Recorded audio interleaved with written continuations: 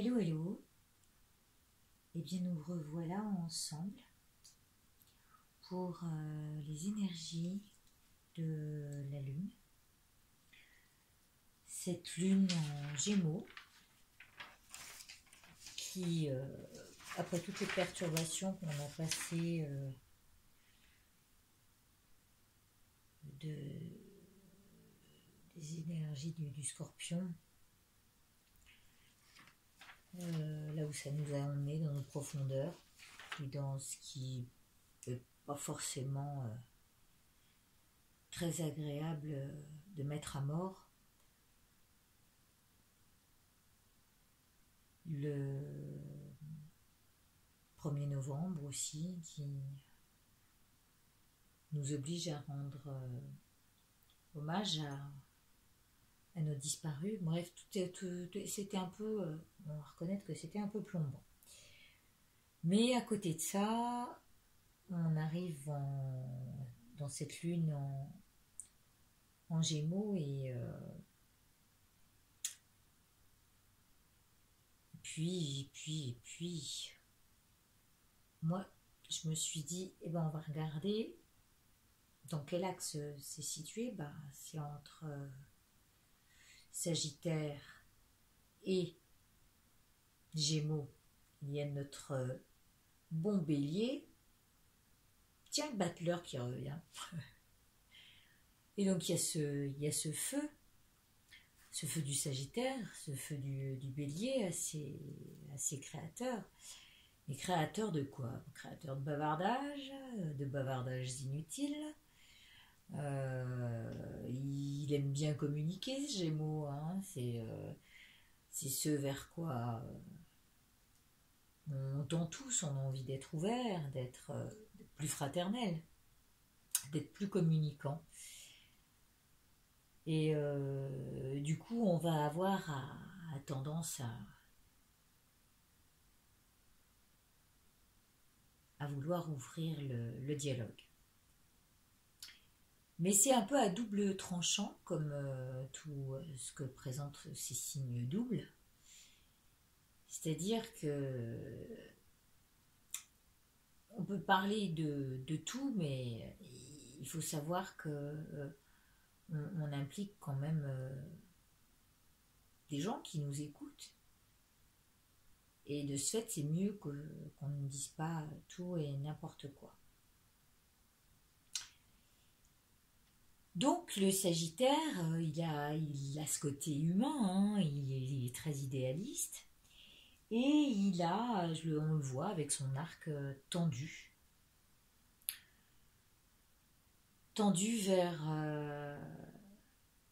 vers son objectif. Mais qu'est-ce qu'il cible? Ça a été ça ma question en fait. Voilà. Moi, et je crois que je vous ai encore oublié une carte incroyable.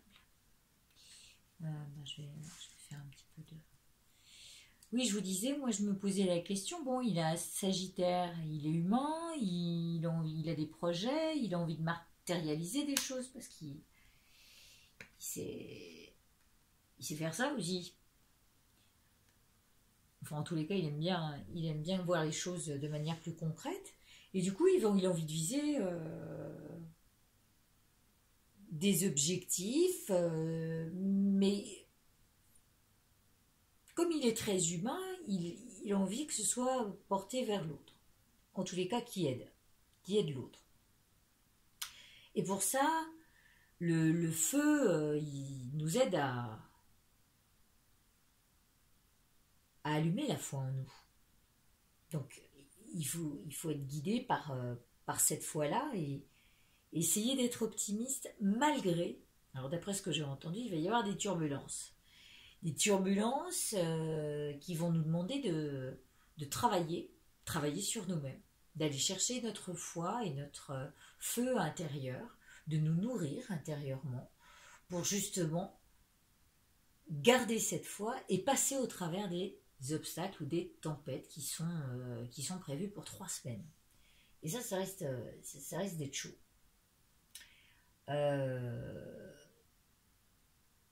Donc, le but,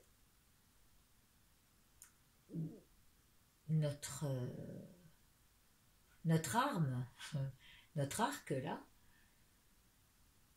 serait de traverser les nuages avec cette flèche de feu, comme si on voulait étreindre l'ombre. Voilà, prendre cette ombre et la chouchouter, de telle manière à elle passer au mieux les petits soucis qui risquent d'arriver. Je ne sais pas de quelle heure ils seront, mais voilà, apparemment, ce sont des choses qui vont arriver avec Mercure qui est rétrograde.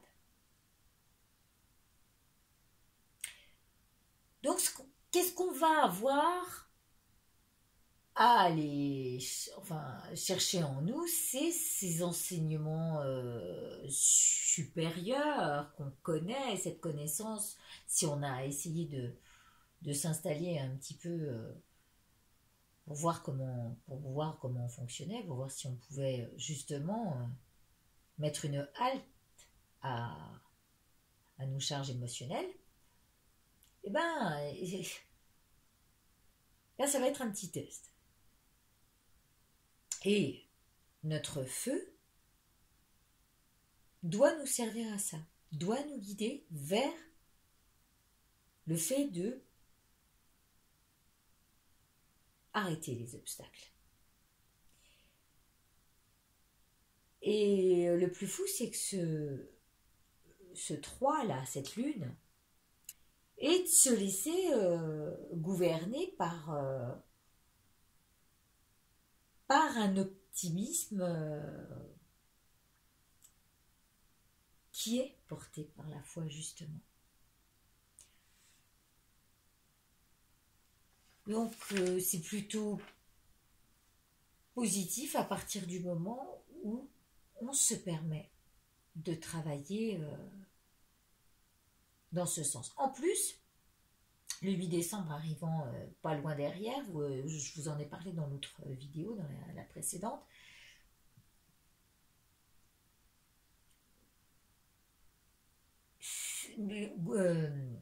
Mercure est gouverné par la Vierge. Chez nous, le 8 décembre, comme je vous l'ai dit, on va mettre en place les illuminations. Et cette Vierge qui est là, encore une fois, me rappelle la papesse qu'on a présentée juste avant. Donc, pour moi, personnellement, et l'histoire qu'on peut écrire, ça donne plutôt un aspect positif pour démarrer quelque chose et le but qu'on peut se fixer.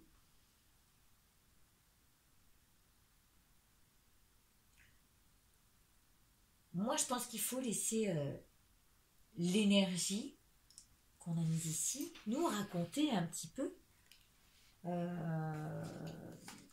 ce qu'on va... Voilà, qu'est-ce qu'on va mettre en place, qu'est-ce qu'on...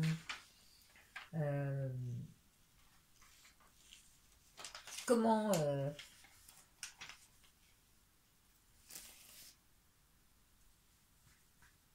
qu'est-ce que je...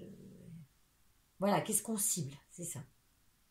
Avec notre foi, plus portée vers l'humain, vers l'aide, vers l'entraide. Qu'est-ce qu'on a envie de voir se matérialiser et dans un but plus humain. Voilà, c'est ça l'histoire. Donc j'ai sorti 2 cartes qui ont sauté du jeu. Et nous voilà. Et pour moi, c'est l'idée de couper avec quelque chose pour être plus juste. Hein, pour qu'il y ait quelque chose qui pèse dans la balance. On a envie de quelque chose de plus juste. Donc on a envie de tendre à ça. Mais même par rapport à nous-mêmes d'ailleurs. Donc, cette pleine lune, il faut que j'arrête de dire ce donc. Ça, so. On va tourner les cartes. Ah, d'ailleurs, bon, là, des averses, de l'eau, on ne sait pas, des larmes, des pleurs, de la tristesse. Non, je ne crois pas.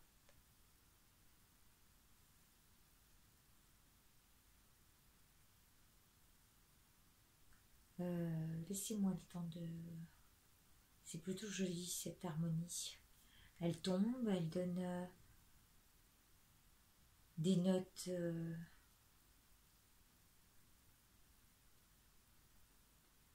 Je vais laisser... Peut-être que cette carte, j'ai oublié de vous la retourner. Donc, on a dit qu'on cherchait quelque chose de plus juste. Et qu'est-ce que nous dit?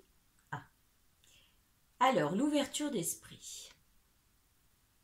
Ganesh nous donne l'ouverture d'esprit. Et cette ouverture d'esprit est la 18.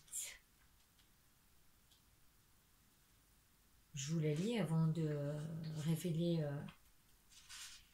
ce que... Observer, évaluer et enquêter avant de faire des conclusions. Bon, ça c'est sûr. Donc n'écoutez pas tout ce qu'on vous dit, hein, parce que c'est la tendance du Gémeaux, en tous les cas avec le Sagittaire dans l'axe du Sagittaire, on va avoir envie de communiquer et on va être un peu dans l'euphorie de ce dialogue. Là, ils nous disent attention, hein, ne croyez pas, comme disait Mime par rapport à la papesse, ne croyez pas tout ce que je vous dis. Observez d'abord, évaluez et enquêtez par vous-même, faites l'expérience par vous-même, c'est ça en gros, avant de faire des conclusions. Lorsque la lune décroît, donc on va passer la lune et après, c'est un bon moment pour commencer à examiner les efforts fournis et rectifier les erreurs commises. Donc si je dis des bêtises, il sera encore temps de les rectifier après, je ne suis pas sûre. Il est temps de nous défaire de ce dont on n'a plus besoin et de nettoyer les excès d'énergie récentes comme anciennes. On y est passé, là, c'est clair qu'on a enlevé pas mal de choses. Et qu'on a accumulé jusqu'ici. En plus de vous libérer du surplus matériel, donc plus humain, hein, faites également le tri de toutes vos relations et dans tous vos comportements néfastes. Vous vous apercevrez peut-être que vous êtes en train d'essayer de choisir entre deux. C'est ce qu'on a dit tout à l'heure, on a un choix. On a un choix à faire. Cette carte nous demande, ne nous demande, pas de prendre une décision, mais plutôt de prendre le temps de réellement écouter votre cœur et votre voix intérieure. Ganesh nous conseille d'acquérir plus d'informations avant d'agir. J'ai un peu fait ça. Je vous avoue qu'avant de dire vers quoi on va tendre, j'ai regardé un peu le Sagittaire, comment il était, j'ai regardé le Gémeaux, et puis je me suis dit, tiens, entre les deux, il y a le Bélier. Notre battleur qu'on vient de quitter, et comme par hasard, Mercure est en Vierge. Et qu'est-ce qu'on présente? La papesse. Donc notre petite histoire, elle se construit pas mal. Cette connaissance peut avoir de nombreuses sources qui comprennent également votre intuition, tiens, on y revient, votre connaissance de soi, ou toute autre forme de sagesse occulte ou ésotérique. Qui sait? On découvrira peut-être quelque chose de mystérieux et de magique. On est au beau milieu d'un processus conscient de libération créative. Soyons reconnaissants pour ce qui nous a été donné d'accomplir jusqu'à aujourd'hui et ne nous sentons pas pressés ou forcés de débuter de nouveaux projets. Non, ça vient comme ça, hein, comme je vous l'ai dit, nous on construit l'histoire. Moi, c'est ça l'objectif. Être plus humain, oui, c'est sûr. Ouais, penser aux autres, un petit peu. Dans ceux qui... Voilà, c'est vrai que voilà, on a envie d'harmoniser la souffrance, d'apporter de la... Ouais, et pourquoi pas faire pleurer de joie? Pourquoi pas? C'est joli ça. Voilà, ah mais vous les voyez peut-être pas les cartes, je vous les montrerai tout à l'heure. Bon. Voilà. Regardez, là, on a les pleurs et la guitare. Donc pourquoi pas, ouais, pleurer de joie, amener de la gaieté. Passer en revue nos objectifs pour restructurer ce qui doit l'être en conséquence. Une fois que nous possédons toutes les informations requises, nous nous sentirons motivés à définir de nouveaux buts et à démarrer de nouveaux projets. Eh bien écoutez, voilà, c'est pas mal. C'était ce que ça disait. Donc on va s'ouvrir à cette possibilité-là, qui est d'apporter de la joie et de l'harmonie. C'est bien pour l'hiver. Moi, je continue sur mon histoire, mon projet, et je pense qu'on peut tous faire pareil, c'est-à-dire que en hiver, nous donner la possibilité de se décider à être plus humain, plus ouvert, un peu moins porté sur le matériel. Il peut être dit aussi que l'hiver peut être plus doux que... Je ne sais pas si vous l'avez senti en ce moment, mais comme par hasard, comme je pense beaucoup à ceux qui dorment dehors, je me disais, oh là là, ils ont de la chance, à chaque fois je pense à eux, et je me dis au moins, il fait bon en ce moment. C'est comme si la nuit, bien, il semblerait qu'ils aient un foyer quand même à Lyon, hein. Et qu'on mette quelque chose en place, un projet par rapport à ça. Hein.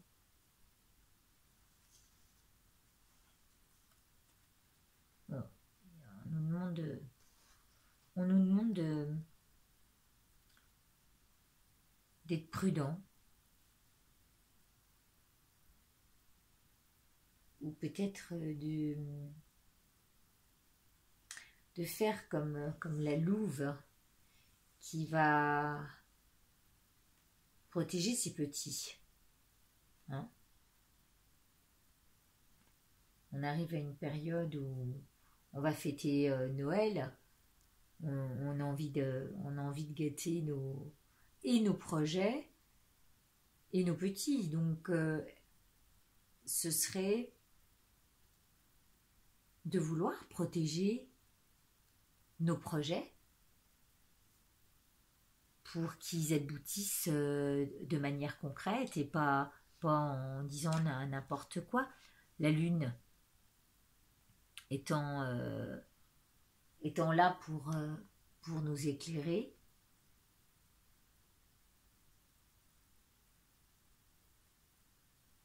on peut peut-être bien arriver à défendre ce qui amènerait la larme à l'œil.